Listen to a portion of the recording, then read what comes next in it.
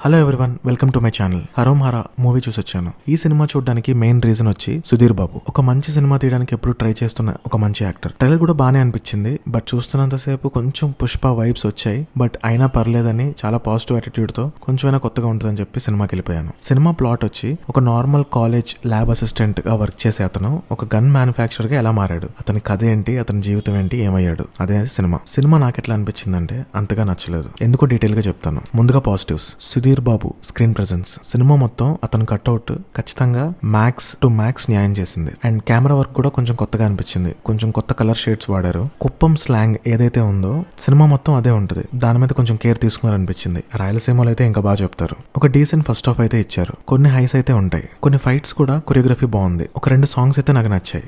ఇంకా నెగటివ్స్, నాకు second half అయితే చాలా డల్ అనిపించింది. మొత్తం పొడుగు పెట్టేసింది. ఏ మాత్రం ఎక్కడ హై ఇవ్వలేదు. ఎందుకంటే చాలా వరకు ఎమోషన్ లేని సీన్లు ఉంటాయి. సినిమా అంతా ప్లెయిన్ గా అలా కూర్చొని చూస్తూ ఉంటాం. సరే, నాకే అట్లా అనిపించిందేమో అని చెప్పి జస్ట్ థియేటర్ లో చూసా ఎక్స్పీరియన్స్ ఎట్లా ఉందని. నేను కూకట్పల్లిలో సింగిల్ స్క్రీన్ లోనే చూసా. థియేటర్ అంతా అంత సైలెంట్ గా ఉంది ఏంటి అనిపించింది. సునీల్ కి సినిమాలో మొత్తం రోల్ ఇచ్చారు, బట్ పెద్దగా ఇంపాక్ట్ అయితే ఇవ్వలేదు. పుష్ప వైబ్ ఉంది అని చెప్పా కదా ట్రైలర్ లో గానీ స్టార్టింగ్ లో. అది కూడా నాకు పెద్ద ప్రాబ్లం ఏం కాదు. ఎందుకంటే మన దగ్గర హిట్ అయిన ఫార్ములా చాలా సినిమాలు సిమిలర్ గా తీసి హిట్ కూడా అయ్యాయి. అంతకు ముందు ఫ్లాష్ బ్యాక్ మీద వచ్చిన సినిమాలు కూడా అంతకు ముందు చాలా వర్కౌట్ అయ్యాయి. బట్ ఇప్పుడు ఈ సినిమా విషయానికి వస్తే చిన్న ఎగ్జాంపుల్ చెప్తా. ఒక నార్మల్ ల్యాబ్ అసిస్టెంట్ అంతగా రివోల్ట్ అవ్వడానికి కొన్ని బలమైన కారణాలు చూపించారు కారణాలు. కానీ అది ఎంత కన్విన్సింగ్ గా రాశారంటే మీరు సినిమా చూసినప్పుడు మీకు అర్థమైంది. నేనైతే అంత కన్విన్స్ అవ్వలేదు. అంత రివోల్ట్ అవ్వడానికి ఈ బలమైన కారణాలలాగా చూపించారు అనిపించలేదు. క్లైమాక్స్ అయితే ఇదిగో అయిపోతుంది అనుకునే టైంకి బాగా లాగి 2-3 క్లైమాక్స్ ప్లాన్ చేసినట్టు అనిపించింది. రెండోది,